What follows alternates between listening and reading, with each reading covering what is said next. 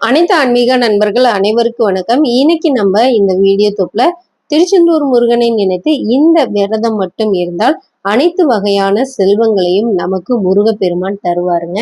இப்ப நீங்க இந்த வீடியோ பதிவை முதலா பாத்தீங்கன்னா உங்களுடைய விருப்பம். ஏன்னா நம்ம திருச்செந்தூர் முருகரை வழிபாடு செய்வோம். அதனால நம்ம திருச்செந்தூர் முருகரை நினைத்து ஒவ்வொரு செயலும் செய்வோம். அதே போல உங்களுக்கு எந்த முருகப்பெருமானை பிடிக்குமோ அவரை நீங்க மனதார நினைத்து இந்த வழிபாடை உங்க வீட்டிலேயே நீங்க ரொம்ப எளிமையான முறையில செய்து முருகப்பெருமானுடைய அருளை உங்களால பெற முடியுங்க.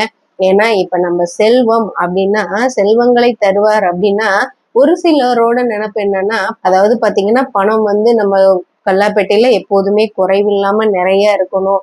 அதே மாதிரி கடைகள்ல எல்லாம் வியாபாரம் பெருகணும், நம்ம வாங்குற சம்பளம் நம்மளுக்கு நிலைத்திருக்கணும் அப்படின்னு நினைப்போம். இதுவும் ஒரு விஷயங்க. இரண்டாவது பாத்தீங்கன்னா குழந்தை செல்வங்கள், அதுவும் நம்மளுக்கு முருகப்பெருமானுக்கு இந்த விரதம் இருந்து நீங்க வழிபாடு செய்வீங்கன்னா இந்த முறையில கட்டாயமா கிடைக்குங்க. ஏன்னா நம்ம என்னதான் பணம் காசு செல்வங்கள் பொருள் அது இதுன்னு சேர்த்து வைத்தாலும் இந்த குழந்தை செல்வங்களுக்கு ஈடு இணை எதுவுமே கிடையாது. அதனால முருகப்பெருமான நீங்க மனதார நினைத்து இந்த விரதத்தை நீங்க கடைபிடிங்க. ரொம்ப ரொம்ப சக்தி வாய்ந்தது தாங்க. எப்படி இந்த வழிபாடை நீங்க செய்யலாம் அப்படின்றத நம்ம இந்த வீடியோ பதிவுல முழுமையா பார்க்கலாங்க.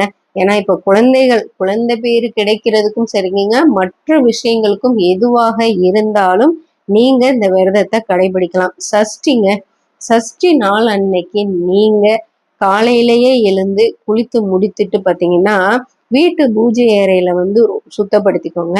சுத்தப்படுத்திட்டு முருகப்படத்திற்கு முன் நீங்க தீப தூப ஆராதனை பால் பழம் நெய்வேத்தியமா வைத்து காலையிலேயே நீங்க சாப்பிடாம அந்த பூஜையில அமர்ந்து கந்த சஷ்டி கவசம் படிச்சு முருகப்பெருமானுடைய மந்திரம் இல்லைன்னா முருகப்பெருமானுடைய மந்திரங்களை நீங்க உச்சரிச்சு வழிபாடு செய்யலாம். உங்களால முடிந்த வரைக்கும் நீங்க ஜெபிங்க மந்திரங்களை.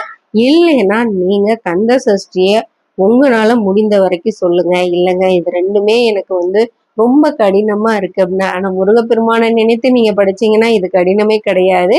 அப்படி கடினமா இருக்கு அப்படின்னு நினைச்சீங்கன்னா உங்க மனசுல ஓம் முருகா அப்படின்னு மட்டும் நீங்க நினைச்சு அதுக்கப்புறம் உச்சரிச்சுட்டு உங்க வேலையை நீங்க போய் பாருங்க.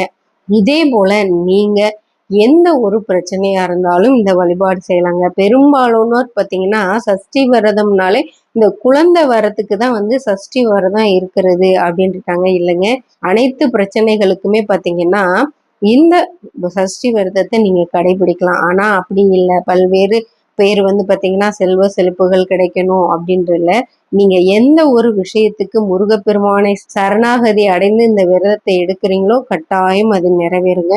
இந்த விரதம் நீங்க எடுத்து வழிபாடு செய்யற பலன் பார்த்தீங்கன்னா குழந்தை வரம் கிடைக்கும், நல்ல வேலை கிடைக்கும், வியாபாரம் செழிக்கும், நல்ல வரன்கள் அமையுங்க, ஆரோக்கியம் கிடைக்கும். இது போல போன்ற 16 செல்வங்கள்னு சொல்லுவாங்கல்ல பெரியவங்க, அது அனைத்துமே சஷ்டி விரதத்தை கடைபிடித்தீங்கன்னா கிடைக்கும்.